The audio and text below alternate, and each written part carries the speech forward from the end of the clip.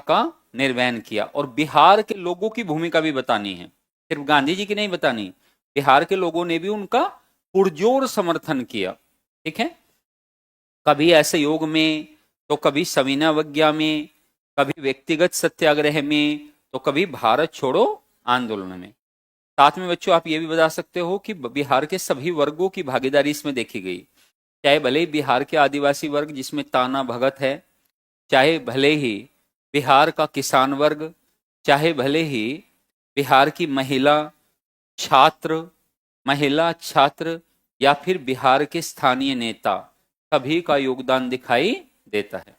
तो बिहार के जन आंदोलनों में भूमिका में बच्चों आप बिल्कुल भी कंफ्यूज नहीं होना, गांधी जी की भूमिका इसमें आपको दिखाई दे रही होगी।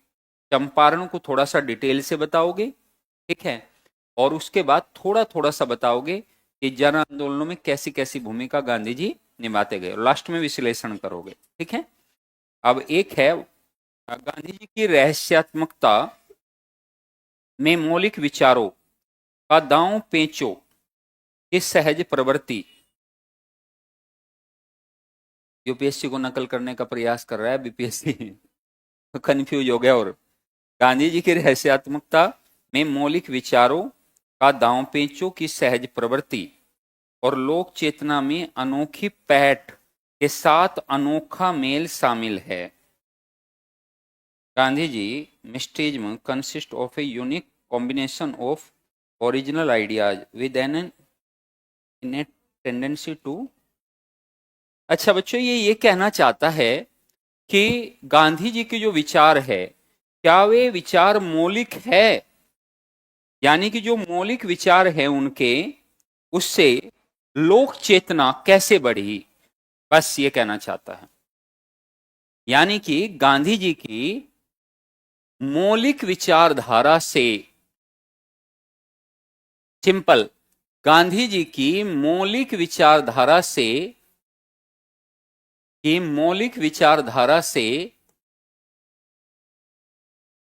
लोक चेतना में वृद्धि कैसे हुई, लोक चेतना में वृद्धि कैसे हुई। अब बच्चों आप ये बताओ पहले कि लोक गांधी जी की मौलिक विचारधारा क्या है, ऐसे ही बता रहे हैं। वैसे मॉडल इसका दिलवाएंगे पक्का, ठीक है, क्योंकि ये तुम्हें ज्यादा कंफ्यूज करेगा। और मॉडल जब दिलवाएंगे तो नीचे इसको आसान भाषा में भी बताएंगे कि आसान भाषा में कहना क्या चाहते हैं। जैसे कि मैंने बताया गांधी जी की मौलिक विचारधारा से लोक चेतना कैसे विकास हुआ, लोक चेतना का। तो बच्चे ये तो बहुत अच्छा क्वेश्चन है। अब जो गांधी जी की मौलिक विचारधारा है उठाओ, उनकी मौलिक विचारधारा सत्य की है, अहिंसा की है, उनकी सत्याग्रह की है, सर्वोदय की है, अरे है या नहीं है, ठीक है, सामाजिक विचार है, और बच्चों इससे लोक चेतना, स्वदेशी है, स्वच्छता है, हरिजन उत्थान है, ग्रामीण उद्योगों का उदय है, कुटीर उद्योगों का उदय है, ये सब चीजें हैं। तो बताओ इससे लोक चेतना बढ़ेगी, स्वदेशी से लोक चेतना कितनी बढ़ी, चरखों के वितरण से लोक चेतना कितनी बढ़ी, सामाजिक समानता के सिद्धांत को लोगों ने कितनी सीरियस वे में लिया। गांधी जी के आगमन से पहले सत्याग्रह को जब कोई जानता भी नहीं था, गांधी जी के आगमन के पश्चात सत्याग्रह कितना पॉपुलर हो गया। ना केवल सत्याग्रह का प्रयोग गांधी जी ने विभिन्न आंदोलनों में किया, बल्कि सत्याग्रह के प्रयोग को लोगों ने स्वीकार भी किया। बताओ यस और नो। अरे सविनय अवज्ञा आंदोलन के उदाहरण को देकर समझाओगे वहां पर आप कि देखो सविनय अवज्ञा आंदोलन में धर्षणा की बातों को आप विस्तार से बताओ। धर्षणा में क्या हुआ, धर्षणा में 25,000 लोगों को लोहे की मूठ वाली लाठियों से पीटा गया बच्चों। यानी कि जो लोहे का जो उसका जो बच्चों शीर्ष था वो लोहे का था बच्चों, हेड, उससे मारा गया। तो तब भी लोगों ने सत्याग्रह के सिद्धांतों को तोड़ा नहीं। ये सत्य मौलिक विचारधारा का प्रभाव है।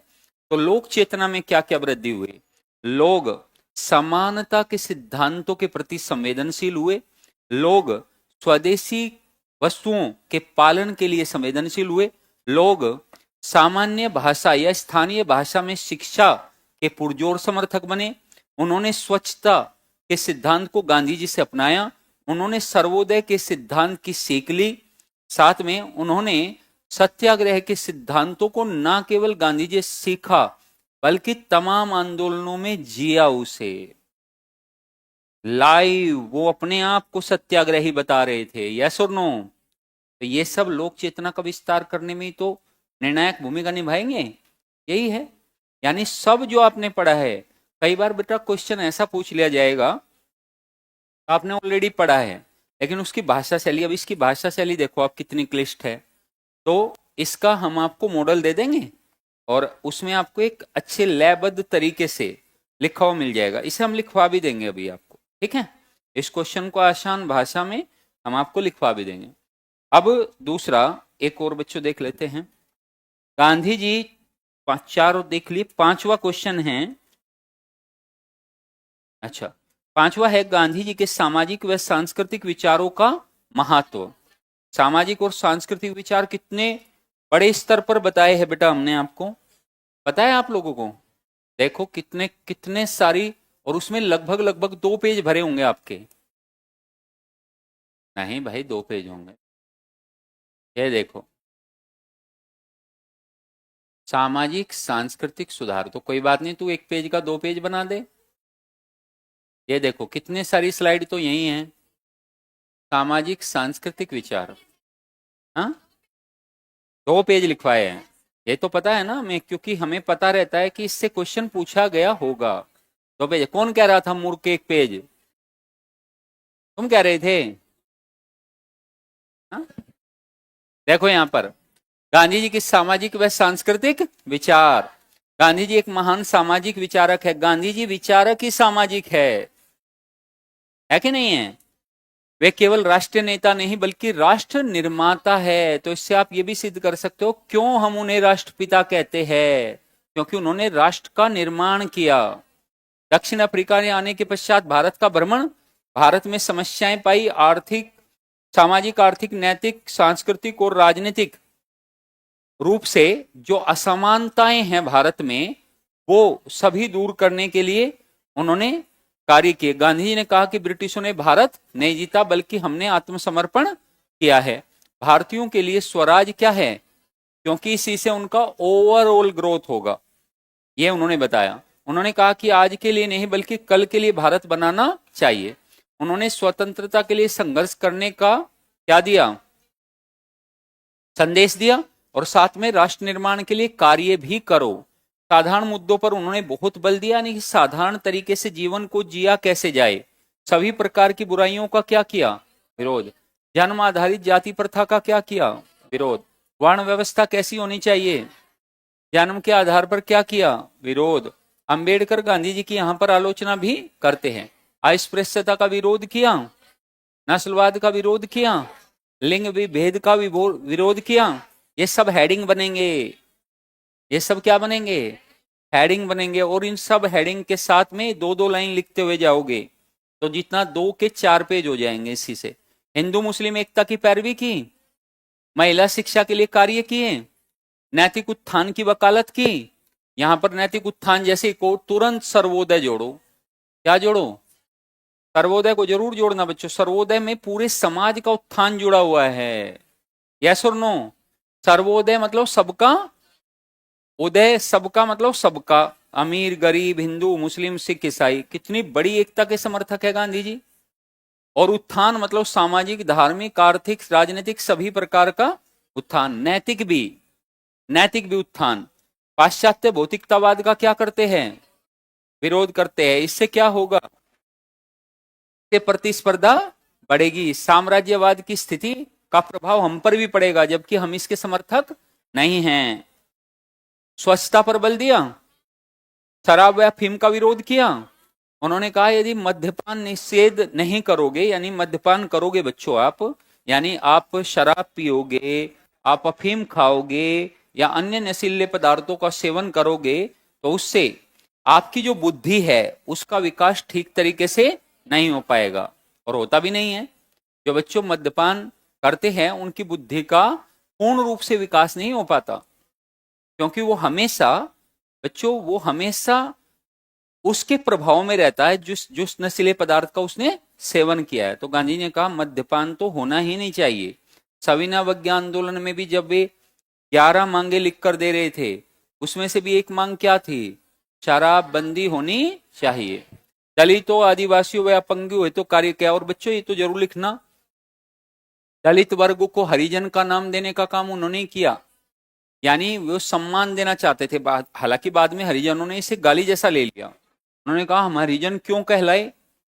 अरे भाई तुम हरि के जनी तो कह रहे हैं तुम्हें, यानी तुम हरि की संतान हो। हरि मतलब ईश्वर, तो क्या बुरा कह दिया गांधी जी ने? लेकिन अभी हरिजन को हरिजन कह दोगे तो गुस्सा आ जाएगा हरिजन। पता नहीं उसके दिमाग में क्या बैठ गई, यानी उसे बहुत ज्यादा बार भी हरिजन बुला दिया ना, इसलिए दिक्कत हो गई। कई बार ऐसा भी होता है, बहुत ज्यादा बार आप किसी को कह दोगे तो उसको दिक्कत हो सकती है कि नहीं? बट ऐसी कोई दिक्कत हरिजन शब्द में है बच्चों, है ना? मतलब दलित टाइप से तो ज्यादा बढ़िया ही है हरिजन शब्द, है ना? तो दलितों, आदिवासियों, अपंगितों, सामाजिक समानता को प्रोत्साहन दिया। सामाजिक समानता को प्रोत्साहन दिया। सामाजिक समानता में क्या क्या आ जाएगा? महिला पुरुष की समानता, कार्य की समानता, मेहनताना की समानता, गरीब अमीर की समानता, यस और प्रशासन सबके लिए एक जैसा, न्यायपालिका सबके लिए, शिक्षा सबके लिए अनिवार्य। ये क्या है? ये सब उनके सामाजिक, स्थानीय सरकारों को प्रोत्साहन, हेडिंग लगाओगे सबके, स्थानीय सरकारों को प्रोत्साहन, अपरिग्रह का प्रोत्साहन, आवश्यकता से ज्यादा इकट्ठा मत करो, चरखे को आत्मनिर्भरता बढ़ेगी। क्या बढ़ेगी? गांधी जी का रचनात्मक कार्य अभी देखना, इसी में से निकाल कर लिखवाएंगे आप लोगों को, क्योंकि सीधा रचनात्मक कार्य पूछे ना तो रचनात्मक कार्य क्या है बच्चों, कहीं और से आएंगे, यहीं सारे इसी से निकलेंगे। जब इसको पढ़ा रहे थे तब भी बताया था। अरे रचनात्मक कार्य क्या है बच्चों? कंस्ट्रक्टिव प्रोग्राम का मतलब है समाज को जोड़ने वाला, समाज को प्रगतिशील बनाने वाले प्रोग्राम, इसको कहेंगे क्या? रचनात्मक कार्य। पहले तो शब्द को पकड़ो, रचनात्मक कार्य का मतलब क्या है? यानी समाज को जोड़ने वाले कार्य, तोड़ने वाले नहीं। हिंदू मुस्लिम एकता क्या रचनात्मक काम नहीं है? महिला और पुरुष की समानता क्या रचनात्मक कार्य नहीं है? महिला शिक्षा क्या रचनात्मक कार्य नहीं है? ग्रामीण उद्योगों का विकास क्या रचनात्मक कार्य नहीं है? स्वच्छता की शिक्षा क्या रचनात्मक कार्य नहीं है? अरे है कि नहीं है? स्वदेशी और स्वशिक्षा क्या रचनात्मक कार्य नहीं है? सब रचनात्मक कार्य है। नहीं समझे बेटा? सारे रचनात्मक कार्य। ग्रामीण जो ग्रामीण जो खादी उद्योग है बच्चों, उसकी 1923 में गांधी जी ने स्थापना की। तो बच्चों ये क्या है? यानी स्वदेशी की तरफ बढ़ने का एक उनका क्या था? तरीका था। तो वो भी एक रचनात्मक काम है उनका। गरीबों को दूर करने की वकालत करते हैं। मस्तिष्क, आत्मा व शरीर के लिए शिक्षा का विकास क्या है? ग्रामीण उद्योगों का उदय होना चाहिए कि नहीं होना चाहिए? ग्रामीण उद्योगों में गांधी जी जैसे किस किस उद्योग को रखते होंगे बच्चों? जैसे बुनकर कपड़े बना लेंगे, है ना, कारपेंटर लकड़ी का काम करेंगे, अलग अलग प्रकार के छोटे छोटे काम गांधी जी बताते हैं कि ये सब काम किए जाए। आत्मनिर्भरता की क्या करेंगे? वकालत। भारी औद्योगिकरण का क्या करेंगे? हमें व्यक्ति की गरिमा का ध्यान रखना चाहिए, ना कि काम का। व्यक्ति की पहचान बच्चों काम से नहीं है, उसकी गरिमा भी तो देखो, आखिरकार वो व्यक्ति है, भले ही वो सफाई का काम कर रहा है बेचारा, लेकिन है तो व्यक्ति। तो क्या बच्चों हम उसे गाली दे दे? क्या रिक्शा चालक के साथ हम बात करने का तरीका भूल जाए? यस और नो? तो हमें इन बातों पर गांधी जी कहते हैं नहीं, वो भी मनुष्य है और उसकी गरिमा का भी हमें ध्यान रखना चाहिए।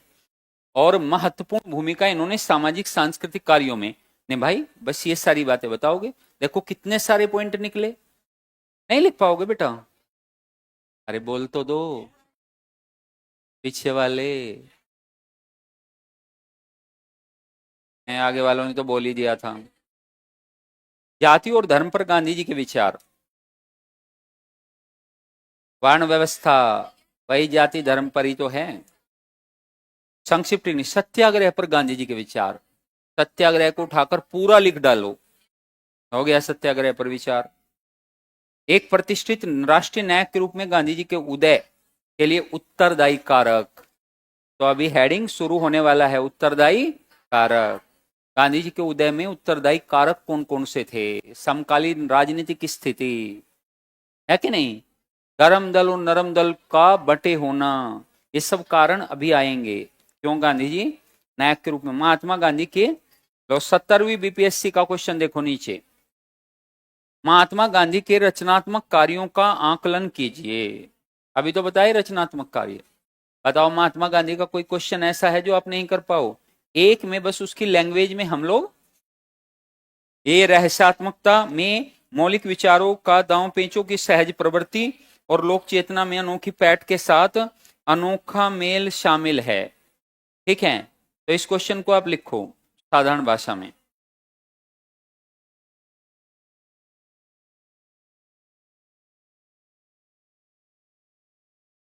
लिखो।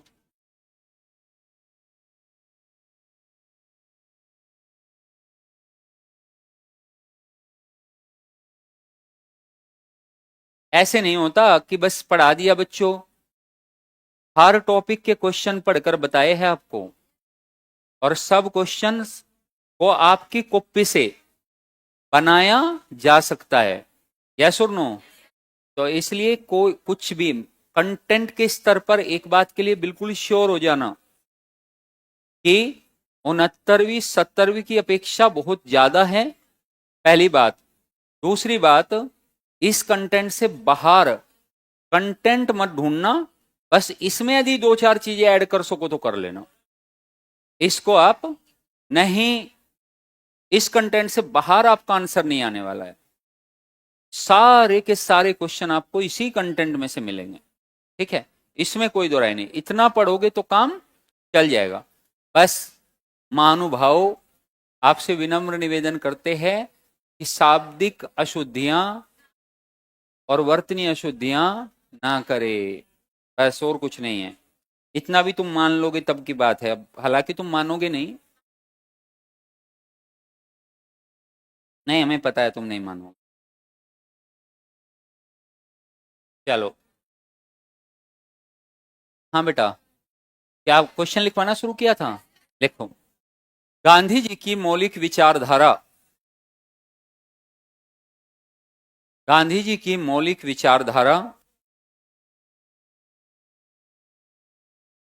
का भारत पर, का समकालीन भारत पर क्या प्रभाव रहा? समकालीन भारत पर क्या प्रभाव रहा? क्या प्रभाव रहा? और इन विचारों ने, और इन विचारों ने राष्ट्रीय चेतना के उत्थान में, राष्ट्रीय चेतना के उत्थान में किस प्रकार भूमिका निभाई? किस प्रकार भूमिका निभाई? किस प्रकार भूमिका? ठीक है बेटा, ये क्वेश्चन है, क्लियर, ये क्वेश्चन है। अब गांधी जी के बारे में, अब जब क्वेश्चन लिख रहे हो तो क्वेश्चन लिखो गांधी जी के बारे में, जो मॉडल लिखवाएंगे मतलब हम, है ना, तो लिखो बेटा, लिखिए। गांधी जी की सर्वोदय की अवधारणा, गांधी जी की, अगला क्वेश्चन है, गांधी जी की सर्वोदय की अवधारणा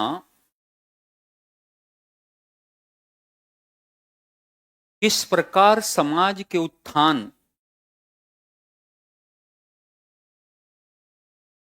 पर बल देती है? पर बल देती है, पर बल देती है। विस्तृत उल्लेख कीजिए, विस्तृत उल्लेख कीजिए, विस्तृत उल्लेख कीजिए। नंबर, अगला क्वेश्चन लिखो, विस्तृत उल्लेख कीजिए। अगला क्वेश्चन, गांधी जी की राष्ट्रीय आंदोलन में भूमिका, गांधी जी की राष्ट्रीय आंदोलन में भूमिका पर प्रकाश डालिए। गांधी जी की राष्ट्रीय आंदोलन में भूमिका पर प्रकाश डालिए। नेक्स्ट नेक्स्ट, क्या हम राष्ट्रीय आंदोलन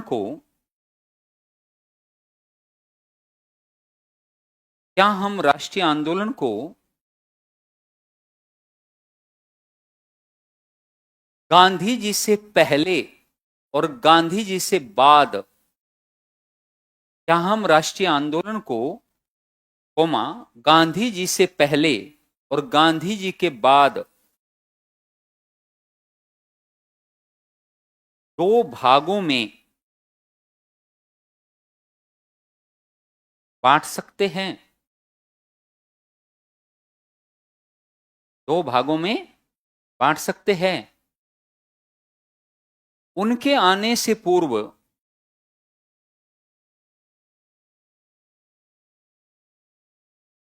की अपेक्षा आने के बाद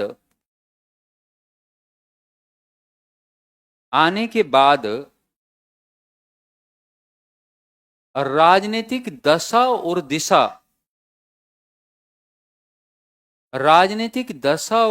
में किस प्रकार के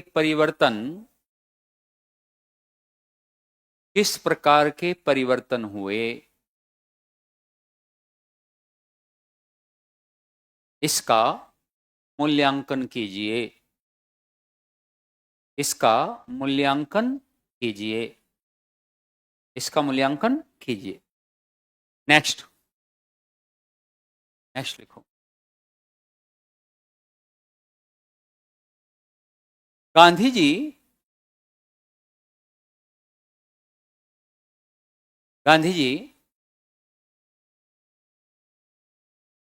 की ट्रस्टीशिप की अवधारणा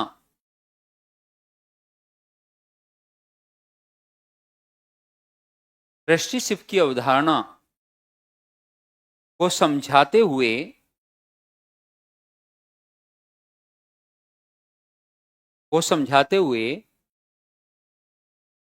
अर्थव्यवस्था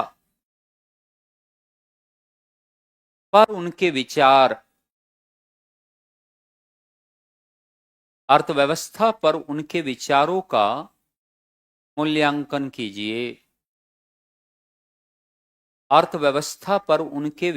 का मूल्यांकन कीजिए। नेक्स्ट, अब टिप्पणी लिखो। लिखो सत्य संबंधी विचार। नंबर 2 लिखो अहिंसा संबंधी विचार।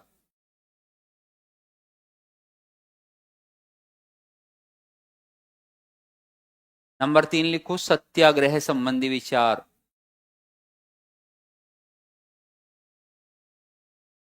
नंबर 4 लिखो सर्वोदय।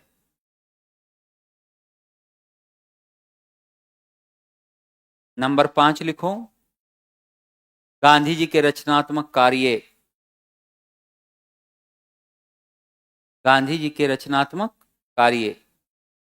नंबर 6 लिखो ट्रस्टीशिप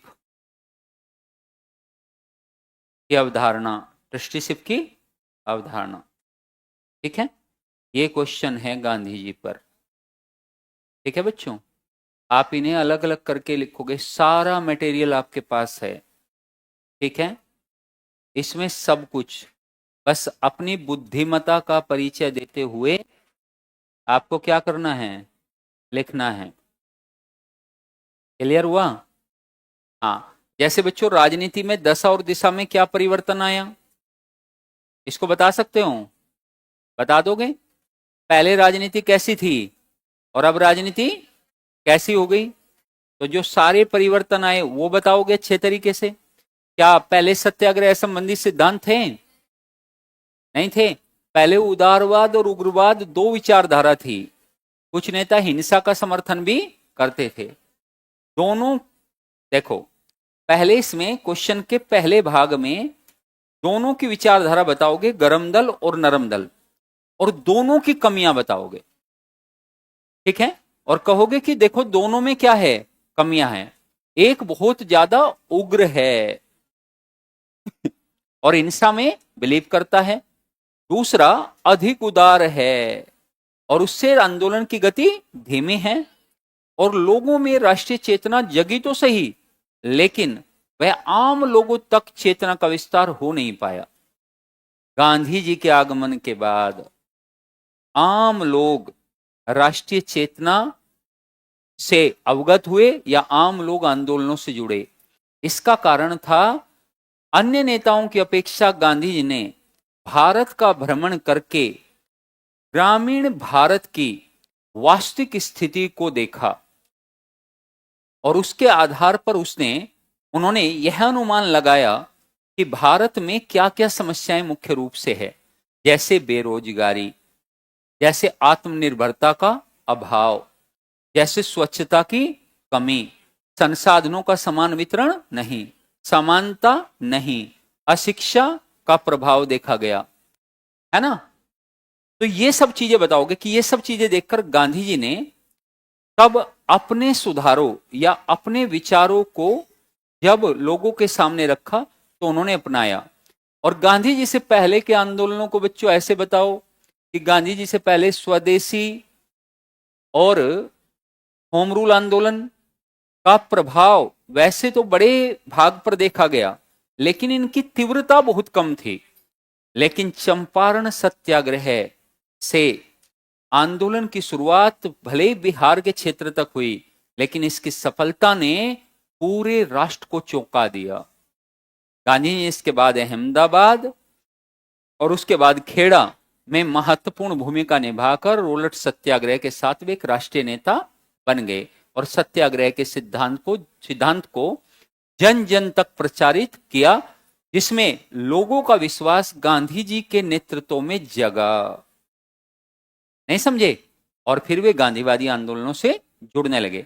पहले की अपेक्षा गांधी जी के आंदोलन अधिक तीव्र थे, अहिंसक थे, पूर्ण रूप से अहिंसक थे, और राष्ट्रीय चेतना यानी वर्गों की भागीदारी इनमें ज्यादा थे। सत्याग्रह का सिद्धांत इनमें अच्छे तरीके से स्वदेशी की वकालत और आत्मनिर्भरता जैसे मूल्य बहुत बड़े स्तर पर देखे गए, जो गांधी जी को उनके पहले की स्थिति से क्या कराते हैं, अलग करते हैं। एक बच्चों विभाजक की श्रेणी में रखा हमने, गांधी जी तो विभाजक है। गांधी जी का आगमन भारत के इतिहास में विभाजक है कि नहीं है? पहले की स्थिति देखो और बाद की स्थिति देखो, तो ये तो लिखवाया कि गांधी जी के आने से पहले और आने के बाद। तो ये क्वेश्चन भी जैसे हमने आपको बताया ऐसे ही लिखोगे तो ये गांधी जी पर पूरा विस्तार होगा। भाई गांधी जी के डायमेंशन ज्यादा है तो गांधी जी पर क्वेश्चन भी ज्यादा तरीकों से पूछा जाएगा। नहीं समझे बेटा? ये बात है। अब जैसे एक क्वेश्चन हमने आसान भाषा में लिखवाए, क्या कहना चाहता है वो कहना चाहता है कि गांधी जी की जो मौलिक विचारधारा है, पहले पकड़ो इस शब्द को, गांधी जी की मौलिक विचारधारा क्या है?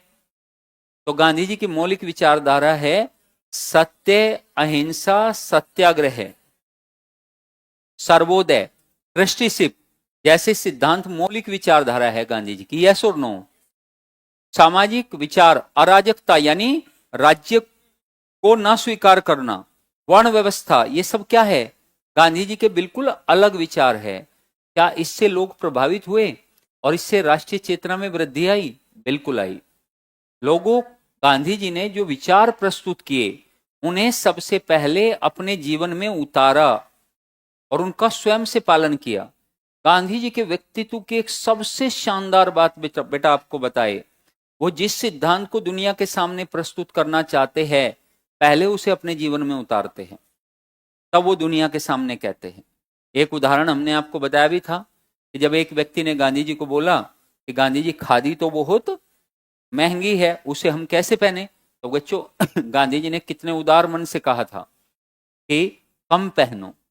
लेकिन बच्चों ये संदेश ठीक तरीके से लोगों के पास पहुंचता ही नहीं, तो गांधी जी ने स्वयं बच्चों एक लंगोट धारण करके उन्होंने पूरे समाज को ये संदेश दिया कि देखो, कम पहनकर भी आप सरवाइव कर सकते हो, और मैंने किया है। तो जब आपके नेता की कथनी और करनी में अंतर ना हो, तो लोग प्रभावित होंगे कि नहीं होंगे? अरे होंगे कि नहीं? हम रोज आकर कहते हैं तुम्हें समय पर आया करो, और पता चलता है हम किसी दिन 25 मिनट लेट है, किसी की 30 दिन लेट। तो तुम बच्चों इस बात में विश्वास करोगे? तुम कहोगे ठीक है, कहोगे कुछ नहीं, बस मन ही मन ठीक है सर, आप भी तो लेट ही आते हो, है कि नहीं? तो ये होता है बच्चों। तो पहले जो आप दूसरों को संदेश देना चाह रहे हैं, पहले उसे स्वयं के जीवन में उतारिए, तभी फिर आपका संदेश प्रभावी रूप से दूसरों पर असर करेगा। यस और नो? और गांधी जी की विशेषता बहुत बड़ी विशेषता है। गांधी जी टाइम के पंक्चुएट, सर्वोदय में विश्वास, सत्य में विश्वास, अहिंसा में विश्वास, है कि नहीं है? तो फिर जब उनका विश्वास है तो लोगों का विश्वास कैसे नहीं होगा? उन्होंने इम्पॉसिबल को क्या कर दिया? पॉसिबल कर दिया। ये गांधी जी की अपनी विशेषता। तो गांधी जी की लिखिए बच्चों, अब गांधी जी की ये बातें खत्म करते हैं जो उनकी बची हुई है। क्या है? राष्ट्रीय नेता के रूप में गांधी जी का उदय, गांधी जी के उदय में उत्तरदायी कारक। लिखिए, देखो बच्चों, गांधी जी के उदय में उत्तरदायी कारक बताओ क्या क्या है? समकालीन भारतीय राजनीति, यस और नो? समकालीन भारतीय राजनीति उनके उदय में प्रमुख कारक है। भारत में ऐसा कोई नेता नहीं सर्वमान्य। देखो, गांधी जी जब आए बच्चों, तो आप कुछ विशेष परिवर्तन पाओगे भारतीय राष्ट्रीय आंदोलन में। बच्चों 1915 में फिरोज शाह मेहता और गोपाल कृष्ण गोखले निकल लिए। 1917 में दादा भाई नौरोजी निकल लिए। नहीं समझे?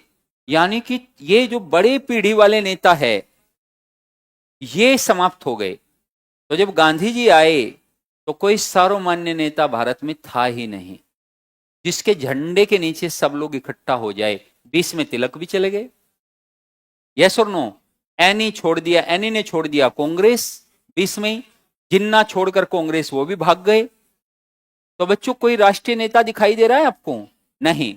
तो समकालीन भारतीय राजनीति इस बात के लिए रेस्पॉन्सिबल है कि गांधी जी को एक सर्वमान्य नेता के रूप में अपनाया जाए, और गांधी जी ने आते करिश्मा कर दिया। चंपारण सफल हो गया उनका, और सत्याग्रह सफल हो गया, और गांधी जी के अफ्रीका के किस्से भी लोगों ने सुन रखे थे कि गांधी जी ने वहां नस्ल भेद का क्या शानदार तरीके से विरोध किया है, और ब्रिटिश सरकार को सोचने पर मजबूर किया है। तो ये लोग भी, तो इन सब चीजों से लोग पहले से प्रेरित थे। तो 20वीं सदी के बच्चों गांधी जी महान विचारक है, इसमें कोई दो राय नहीं है। 1920 में राष्ट्रीय के नेता के रूप में गांधी जी का उदय हुआ कि नहीं हुआ?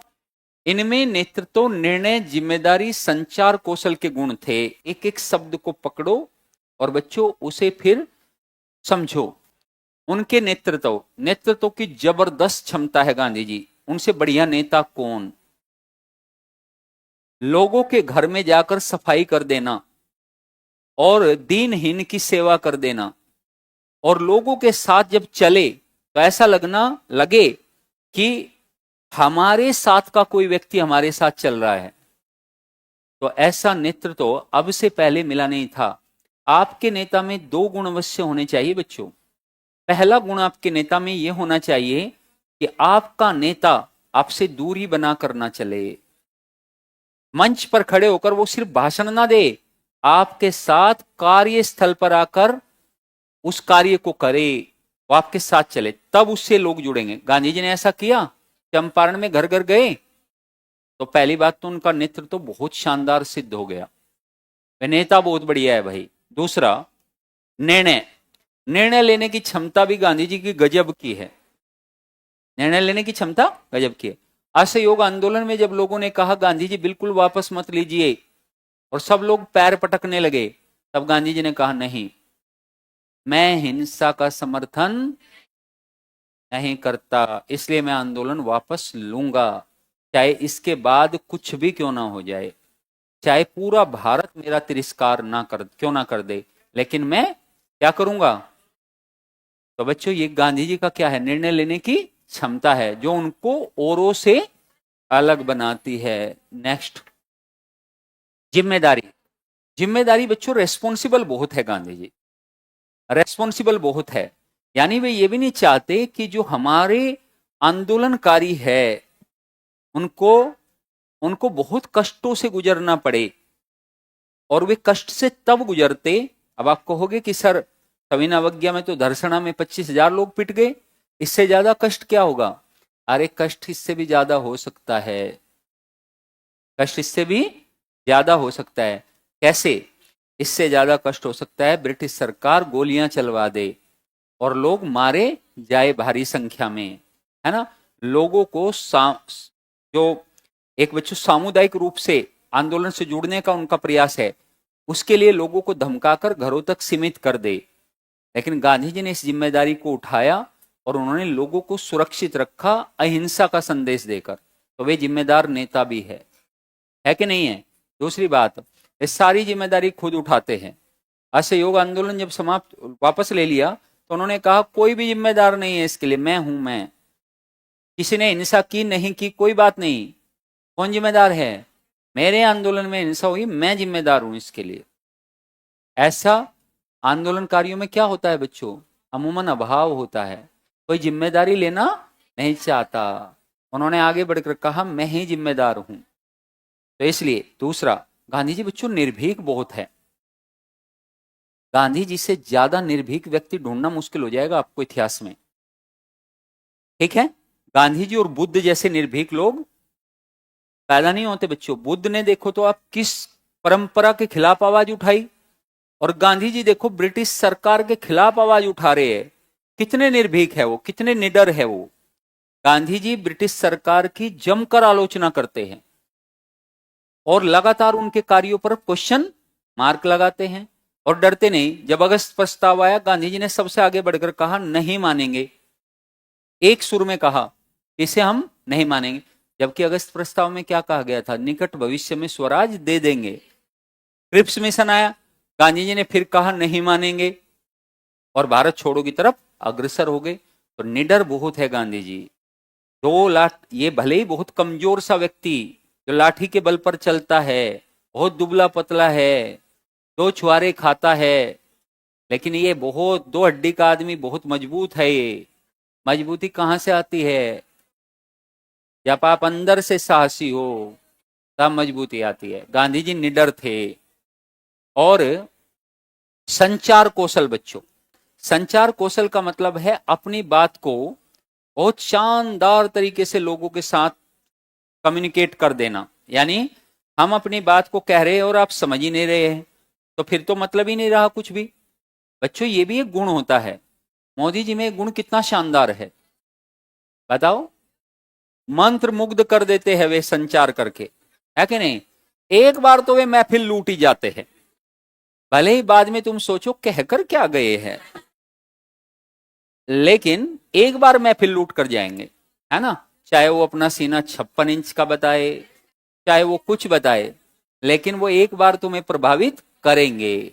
ये उनकी संचार क्षमता है जो लोगों ने उन्हें अपने राष्ट्रीय नेता के रूप में अपनाया। ऐसी संचार क्षमता दूसरों के पास नहीं है। यस और नो। तो गांधी जी संचार क्षमता गांधी जी में बहुत अच्छी है। गांधी जी लोगों से बच्चों फेस टू फेस कम्युनिकेट करते हैं, लोगों की बहुत छोटी छोटी प्रॉब्लम्स को उठाते हैं, लोगों को बहुत शानदार तरीके से बैठकर साधारण जीवन की तरह ही समझाते हैं अपनी चीजों को। कैसा करो, तो आप ये करने से आप एक अलग तरीके का व्यक्तित्व धारण करोगे अपने जीवन में। गांधी जी निडर बहुत ज्यादा है कि नहीं है, और संचार उनमें बहुत बढ़िया है। सोचो तो कितना बढ़िया संचार होगा उनमें। जेल में बैठे हुए हैं भारत छोड़ो आंदोलन में, और जेल से बाहर तांडव चल रहा है। और व्यक्तिगत सत्याग्रह, कितना बढ़िया संचार किया होगा उन्होंने सत्याग्रहियों से। वे प्रत्यक्ष रूप से आंदोलन से नहीं जुड़े, लेकिन सब लोग आंदोलन से जुड़े हुए हैं। सविनय अवज्ञा आंदोलन के बाद उन्हें गिरफ्तार करके यरवदा में डाल दिया गया, याद है? तब भी आंदोलन चल रहा है। ये गांधी जी का क्या है? संचार। गांधी जी का संचार है कि अंबेडकर जी मान गए सांप्रदायिक पंचाट पर। संचार करने का तरीका है उनके पास। गांधी जी के दक्षिण अफ्रीका में गांधी जी की भूमिका बच्चों बहुत शानदार रही थी, हमें ये भी देखना पड़ेगा। चंपारण सत्याग्रह में उनकी भूमिका, सत्याग्रह की तकनीक का प्रयोग लोगों को बहुत पसंद आया। असहयोग आंदोलन में उनकी भूमिका और भारत की राजनीतिक स्थिति उस समय उदारवादी छवि की थी। कोई भी सीधे मुंह आकर विरोध ब्रिटिश सरकार का करना नहीं चाहते थे। आर्थिक आलोचना बच्चों ब्रिटिश सरकार की करने में लोग झिझकते थे। गांधी जी ने खड़े होकर एक तरफ से ब्रिटिश सरकार की आलोचना शुरू कर दी और आम लोगों में मान्यता।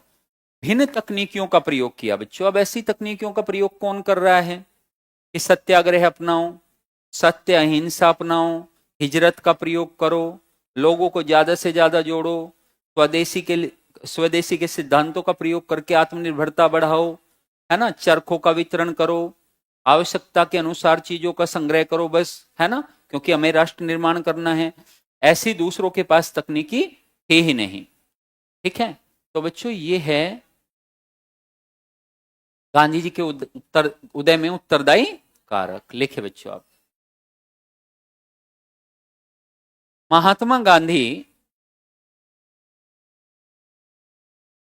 महात्मा गांधी 20वीं सदी के 20वीं सदी के महान विचारक है, महान विचारक है। उन्होंने उन्होंने राजनीतिक क्षेत्र में ही नहीं, राजनीतिक क्षेत्र में ही नहीं बल्कि सामाजिक और धार्मिक क्षेत्रों में, सामाजिक, धार्मिक और आर्थिक क्षेत्रों में भी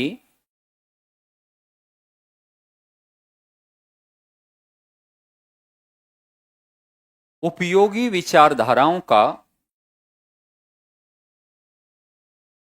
उपयोगी विचारधाराओं का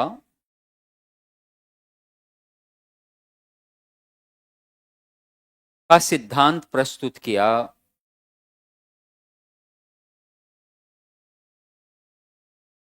सिद्धांत प्रस्तुत किया। गांधी जी के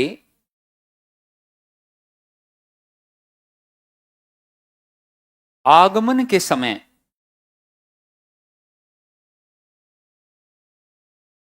भारत की राजनीति,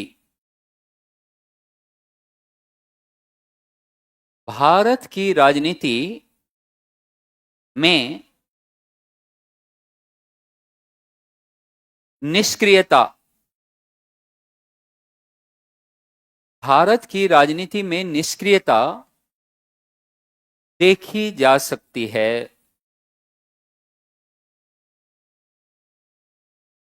अधिकतर नेता, अधिकतर नेता दो अलग अलग विचारधाराओं से, अधिकतर नेता दो अलग अलग विचारधाराओं से जुड़े हुए थे,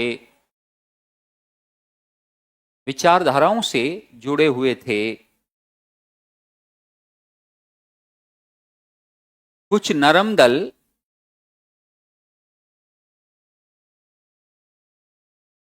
कुछ नरम दल के नेता जो अति उदारवादी नीतियों, जो अति उदारवादी नीतियों को अपना रहे थे,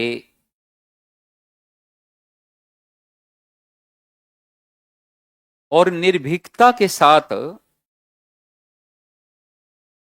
ब्रिटिश सरकार की आलोचना से बचते थे, से बचते थे।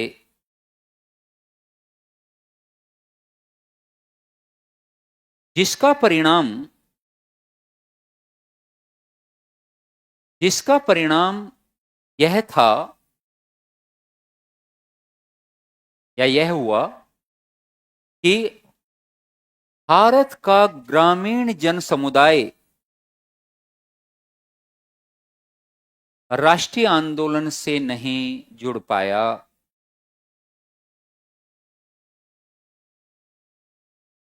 ग्रामीण जन समुदाय राष्ट्रीय आंदोलन से नहीं जुड़ पाया, नहीं जुड़ पाया। दूसरी ओर गरम दल के नेता, पैराग्राफ चेंज करते रहना बच्चों, आप अलग अलग पॉइंट बना देना। दूसरी ओर गरम दल के नेता, पैराग्राफ चेंज कर लो बेटा यहां पे। दूसरी ओर गरम दल के नेता जो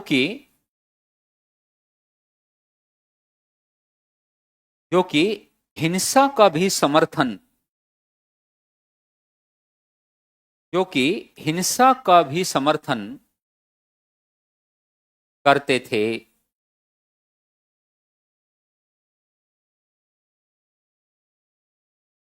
और इन हिंसक आंदोलनों को ब्रिटिश सरकार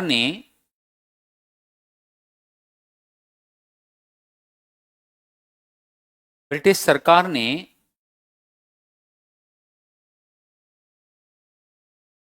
निरंतर रूप से दमित किया था, निरंतर रूप से दमित किया था। Next paragraph. इसी परिदृश्य में गांधी जी का आगमन होता है। गांधी जी का आगमन होता है और उन्होंने सत्य अहिंसा, सत्य कोमा अहिंसा और सत्याग्रह जैसी विचारधाराएं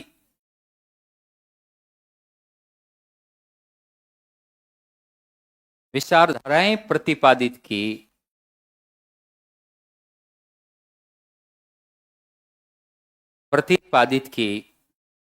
नेक्स्ट पैराग्राफ। गांधी जी ने ग्रामीण समुदाय से प्रत्यक्ष संपर्क या प्रत्यक्ष रूप से संपर्क किया, जिससे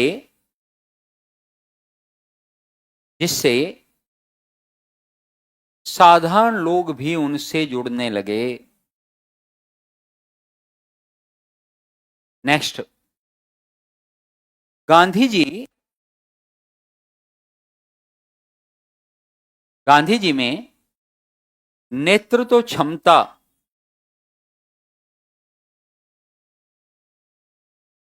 गांधी जी में नेतृत्व क्षमता, ये नंबर एक। गांधी जी में नंबर एक नेतृत्व क्षमता। नंबर दो निर्णय लेने की क्षमता, निर्णय लेने की क्षमता। नंबर तीन उत्तरदायित्व,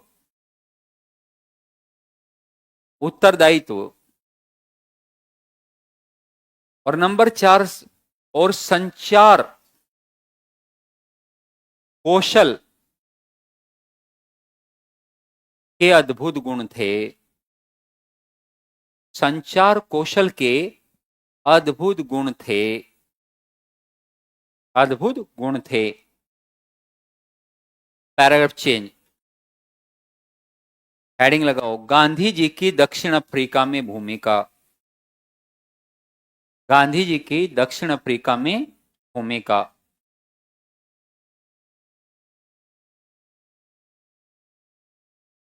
देखिए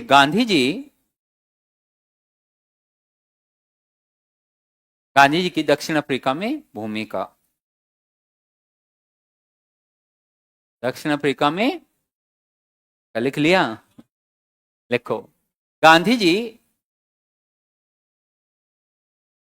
अफ्रीका में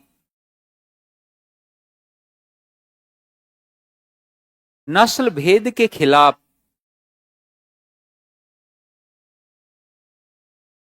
नस्ल भेद के खिलाफ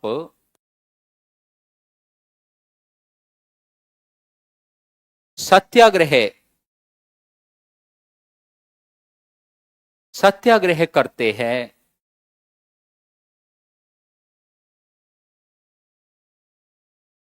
जो कुछ स्तरों पर सफल भी होता है। जो कुछ स्तरों पर सफल भी हुआ या होता है, जिससे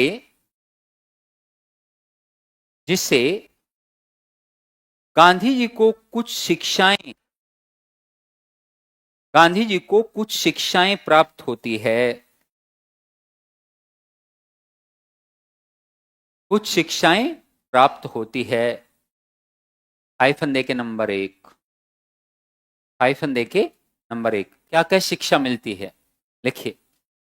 पहली शिक्षा बच्चों गांधी जी को यह मिलती है वहां से कि चाहे भेदभाव किसी भी स्तर का हो, उसका विरोध करना चाहिए। दूसरी शिक्षा, विरोध हमेशा अहिंसक रूप से करना चाहिए। तीसरा, अपने विरोधी से लगातार कांटेक्ट संपर्क बनाकर रखना चाहिए। और कभी कभी आपके सत्याग्रह के प्रयोग असफल भी हो सकते हैं।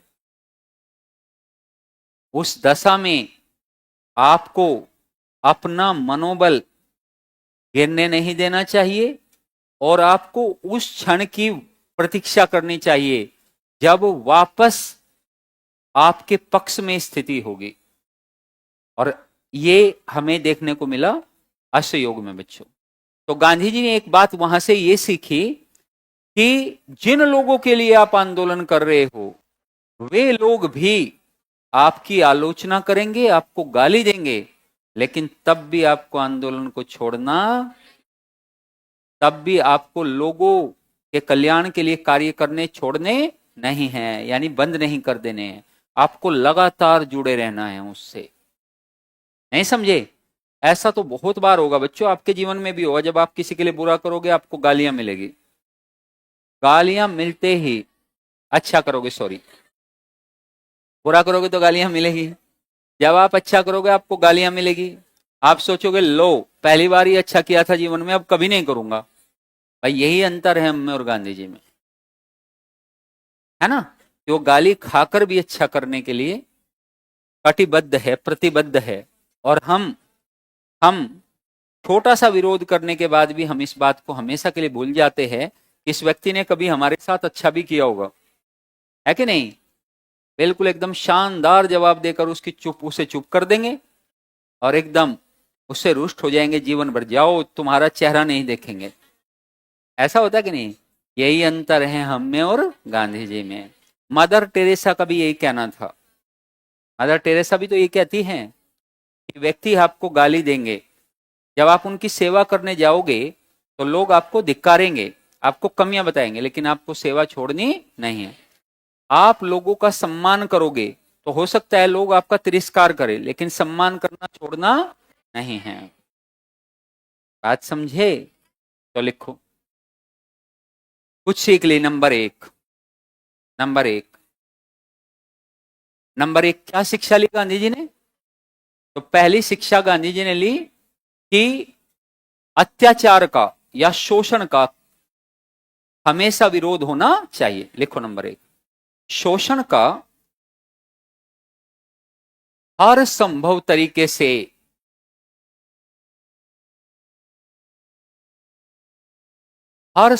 तरीके से विरोध होना चाहिए। नंबर 2, यह विरोध यह विरोध अहिंसक होना चाहिए, अहिंसक होना चाहिए, अहिंसक होना चाहिए। नंबर 3, अपने विरोधी से या शोषणकर्ता से लगातार संपर्क बनाए रखना चाहिए, लगातार संपर्क संपर्क बनाए रखना चाहिए। नेक्स्ट, सत्याग्रह के सिद्धांतों का पालन, सत्याग्रह के सिद्धांतों का पालन करना चाहिए। नंबर 5, नंबर 5, हो सकता है सत्याग्रह में एक ऐसा भी दौर आए, हो सकता है सत्याग्रह में एक ऐसा भी दौर आए जब आप असफल हो जाओ, या आप असफल हो जाए और लोग आपको, आपका तिरस्कार करे, लोग आपका तिरस्कार करे, परंतु आपको सत्याग्रह के मार्ग को नहीं छोड़ना चाहिए। तिरस्कार करे, परंतु हो सकता है लोग आपका तिरस्कार करे, परंतु आपको सत्याग्रह के मार्ग को नहीं छोड़ना चाहिए। तो एक गांधी जी की शिक्षा है, एक गांधी जी के व्यक्तित्व का निर्माण करती है, उनके उदय में उनके व्यक्तित्व की भूमिका है। अरे यस और नो, ये भूमिका है उनकी, देखो उनके व्यक्तित्व की क्या है भूमिका। तो दक्षिण अफ्रीका से उन्होंने ये सीखा। नंबर 2 लिखो, नंबर 2। नेक्स्ट बताओ, हेडिंग अगला क्या बेटा, आज चल रहे हैं, ठीक चल रहे हैं बिल्कुल एकदम। नंबर 2 लिखो, नंबर 2 लिखो, नंबर 2 लिखो, नंबर 2, नंबर 2 लिखो। हाँ, चंपारण सत्याग्रह में भूमिका, चंपारण सत्याग्रह में भूमिका।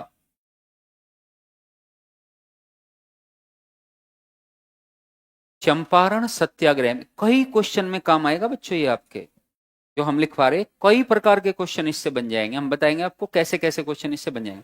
चंपारण सत्याग्रह में भूमिका लिखो। गांधी जी ने भारत में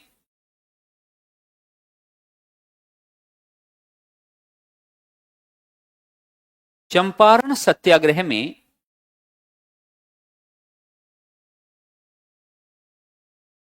शानदार भूमिका का निर्वहन किया,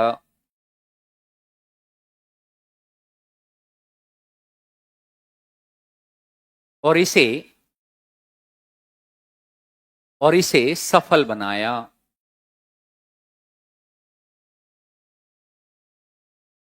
भारत में ये गांधी जी का प्रथम जन सत्याग्रह था,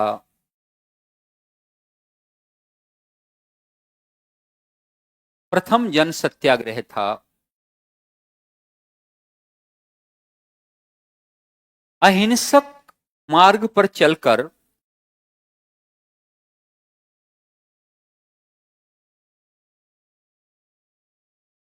चंपारण क्षेत्र के लोगों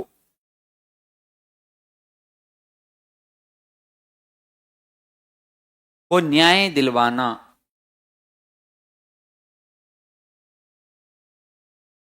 न्याय दिलवाना उनके व्यक्तित्व को, उनके व्यक्तित्व को अन्य लोगों के लिए प्रेरणा के रूप में, प्रेरणा के रूप में स्थापित किया। यस और नो बच्चों? तो प्रेरणा के रूप में स्थापित हो गए। लिखिए पैराग्राफ चेंज करके, अहमदाबाद और खेड़ा, हेडिंग नहीं है वैसे ही, अहमदाबाद और खेड़ा आंदोलनों में सफलता, आंदोलनों में सफलता, आंदोलनों में सफलता। नेक्स्ट, नेक्स्ट हेडिंग, मतलब आपको पता है सफलता कैसे मिली, ठीक है। नेक्स्ट, 1920 में गांधी जी, हेडिंग लगा लो, 1920 में गांधी जी का राष्ट्रीय नेता के रूप में उभरना, 1920 में गांधी जी का राष्ट्रीय नेता के रूप में उभरना, राष्ट्रीय नेता के रूप में उभरना, ठीक है बच्चों। तो वे गांधी जी यानी कि अब क्या है, राष्ट्रीय नेता के रूप में उभरे 1920 में। और इस कहानी का भी आपको पूरा पता है कैसे उभरे। असहयोग जलियांवाला बाग कांड के बाद असहयोग आंदोलन के दौरान वे राष्ट्रीय नेता के तौर पर उभरकर सामने आए, ठीक है। एक ये कारण हो गया। अब लेकिन एक हम ढूंढ रहे हैं कि वे कारण कौन से है जो उत्तरदायी रहे।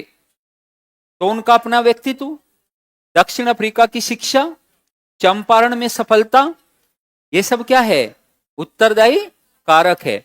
1920 में राष्ट्रीय नेता के रूप में उभरना।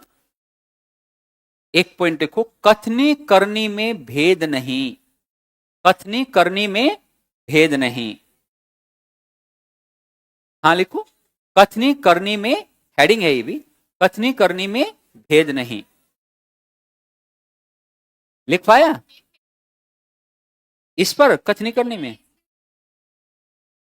हाँ तो ये तो तुम समझ गए कि गांधी जी, ये तो हमें लिखवा, इसे नहीं लिखवा रहे हम, तुम आराम से लिख लोगे इसे। राष्ट्रीय नेता के रूप में उनका उदय नहीं लिख पाओगे?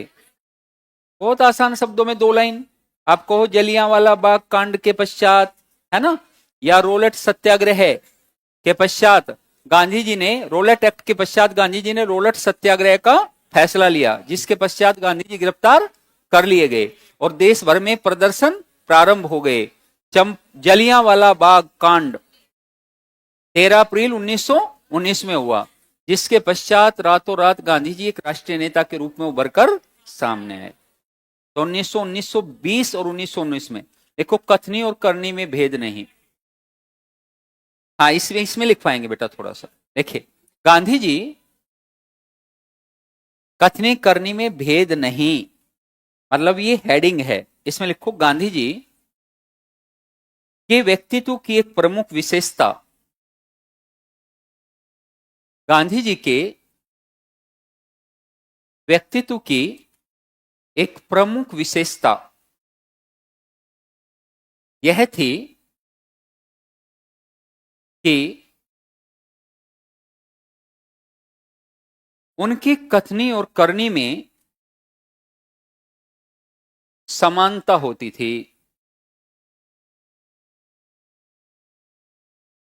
समानता होती थी। उनका जीवन अत्यंत साधारण, उनका जीवन अत्यंत साधारण था, अत्यंत साधारण था, जिससे लोग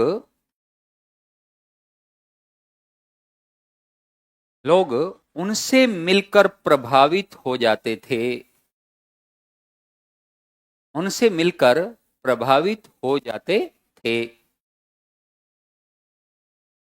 तो बच्चों, लोग फिर कहते थे कि भाई हमारा नेता कैसा हो। बात सिंपल है कि भाई ये आदमी बहुत काम की बात कर रहा है, जो कहता है वही करता है, इसमें कोई अंतर भी नहीं है, डरता भी नहीं है ब्रिटिशों से, सत्याग्रह की बात करता है, ब्रिटिश ब्रिटिश हंसते हैं और ये कहते हैं कि आपके हंसने से कोई प्रभाव नहीं पड़ेगा, इनकी कथनी करनी में भेद नहीं है। बच्चों, ये गांधी जी के कुछ उदय के क्या है, कारण है। तो आप इस तरीके से बता सकते हैं, ठीक है। लिखो बेटा नेक्स्ट पॉइंट। अच्छा, एक आम लोगों की मान्यता है आर्थिक आलोचना बच्चों वे ब्रिटिश सरकार की करते हैं, ये उसी में आ जाएगा जो हम बता रहे थे। और भिन्न भिन्न तकनीकियों का ये कर लो बेटा, एक हेडिंग लिखो, नए राष्ट्रीय आंदोलन में नई तकनीकियों का प्रयोग, ये हेडिंग लगाओ एक। हाँ बेटा, राष्ट्रीय आंदोलन में नई तकनीकियों का प्रयोग। नई तकनीकियों का प्रयोग किया गांधी जी ने? यस, बिल्कुल नई तकनीकियों का प्रयोग किया।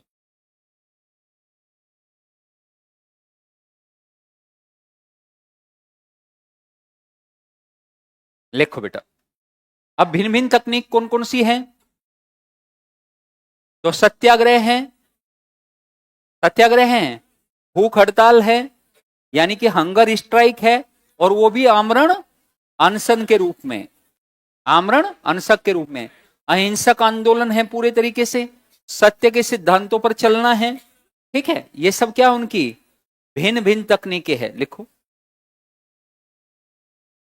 गांधी जी ने राष्ट्रीय आंदोलन में, गांधी जी ने राष्ट्रीय आंदोलनों में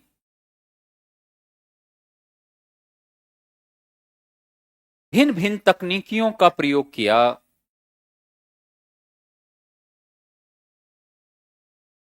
जो उनसे पहले,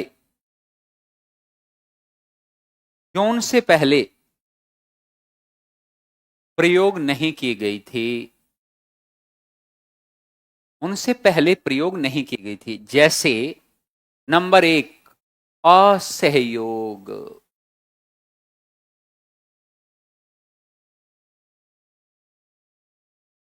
असहयोग याद है बच्चों?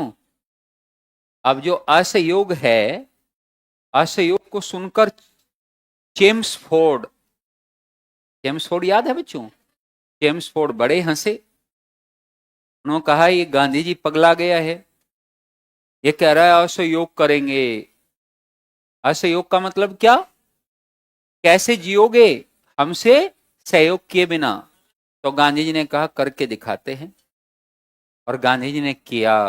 असहयोग यानी उनके प्रशासन को नहीं माना, उनके न्यायपालिका को नहीं माना, उनकी कार्यपालिका को नहीं माना, उनकी विदेशी वस्तुओं का बहिष्कार कर दिया, उनके स्कूलों में शिक्षा लेनी बंद कर दी, और व्यापक स्तर पर स्कूलों और कॉलेज की स्थापना कर दी। यह सहयोग। नंबर 2, सविनय अवज्ञा, मुस्कुराकर अवज्ञा करेंगे, नहीं मानेंगे तुम्हारी बात। सविनय अवज्ञा, ऐसी टेक्निक कोई लाया?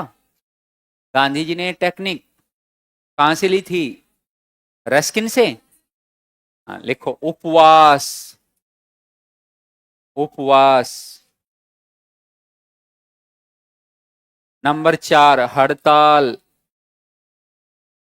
हड़ताल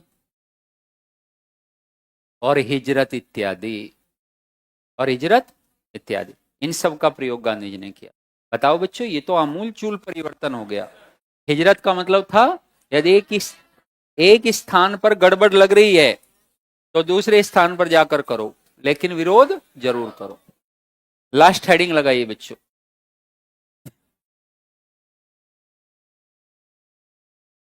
लास्ट हेडिंग लगाइए गांधी जी का। सर्वोदय तो हो गया, अरे रुक जाओ। गांधी, गांधीवादी आंदोलनों की विशेषताएं, हेडिंग लगाओ, गांधीवादी आंदोलनों की विशेषताएं, गांधीवादी आंदोलनों की विशेषताएं जो दूसरों से बच्चों ने अलग करती है। बस ऐसे ही हेडिंग लिखने हैं 4-5, ठीक है, क्योंकि इस पर काफी चर्चा हम कर चुके हैं। नंबर 1, अहिंसा और सत्याग्रह का प्रयोग। अभी तो लिखा हम लोगों ने, मतलब अलग से बता रहे कि गांधीवादी आंदोलन में अलग से क्या था भाई, है ना? तो ऐसा क्वेश्चन भी लिखवाया है ना हमने आपको 1-2, तो उन इनमें यहां से पकड़ो, अहिंसा और सत्याग्रह का प्रयोग। नंबर 2, सत्य के आचरण को मानना या सत्य के आचरण को अपनाना।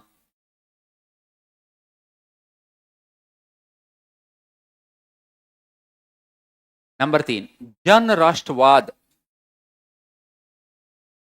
जन राष्ट्रवाद की विचारधारा। की विचारधारा का प्रतिपादन। जन राष्ट्रवाद का मतलब है व्यवहारिक राष्ट्रवाद, बातों बातों में नहीं कि हाँ राष्ट्रवाद ऐसे होगा और राष्ट्रवाद संकीर्ण दृष्टिकोण उसका ये है और व्यापक दृष्टिकोण। गांधी जी कहते हैं हर व्यक्ति को राष्ट्रीय चेतना से जोड़ दो तो जन राष्ट्रवाद हो गया। प्रत्येक व्यक्ति को राष्ट्रीय चेतना से जोड़ना पड़ेगा। ये गांधी जी ने करके दिखाया कि नहीं? क्या बच्चों किसान बच पाए? क्या महिलाएं भाग नहीं ली? क्या छात्र भाग नहीं लिए? हर व्यक्ति भाग लिया, चाहे वो सरकारी कर्मचारी हो या फिर निजी। लेकिन नेक्स्ट पॉइंट, स्वदेशी का प्रयोग। स्वदेशी का प्रयोग,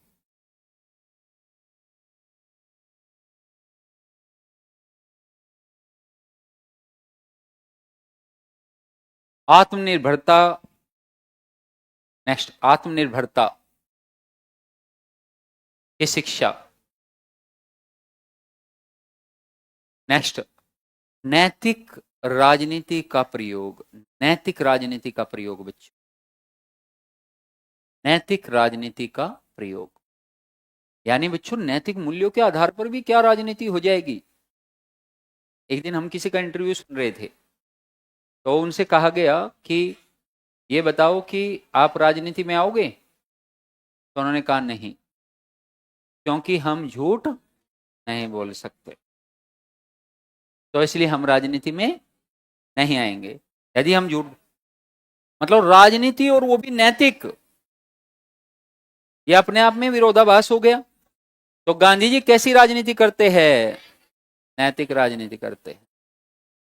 कभी भी अपने सिद्धांतों से पीछे नहीं हटते गांधी जी। तो नैतिक राजनीति को करने की शिक्षा देते हैं गांधी जी। और लिखो, एक और हेडिंग लगाओ, गांधी जी के रचनात्मक कार्य। गांधी जी के रचनात्मक कार्य। गांधी जी के रचनात्मक कार्य।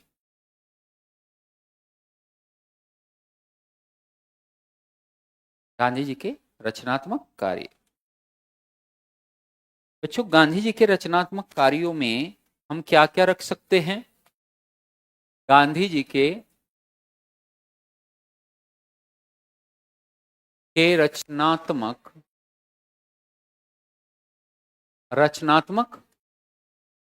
कार्य। बच्चों तो गांधी जी के रचनात्मक कार्य कुछ सामाजिक, अरे बात नहीं करेंगे। गांधी जी के रचनात्मक कार्य में बच्चों क्या सामाजिक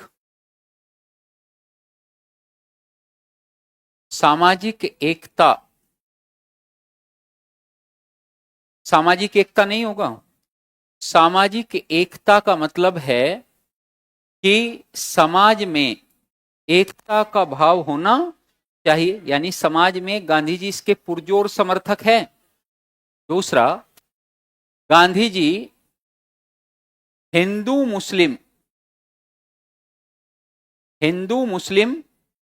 एकता के समर्थक हैं। एकता के क्या है? समर्थक है। एकता के समर्थक है। अब आप कहोगे फिर सामाजिक एकता को क्या सर इससे अलग करेंगे? हाँ, क्योंकि वहां सामाजिक एकता में आप भारत के अलग अलग समुदायों को शामिल करेंगे, अलग अलग जातियों को शामिल करेंगे। जो स्वर्ण अलग है, दलित अलग है ना, वो अलग। नंबर 3, हरिजन उत्थान के प्रयास। हरिजन उत्थान पर बल। नेक्स्ट, शिक्षा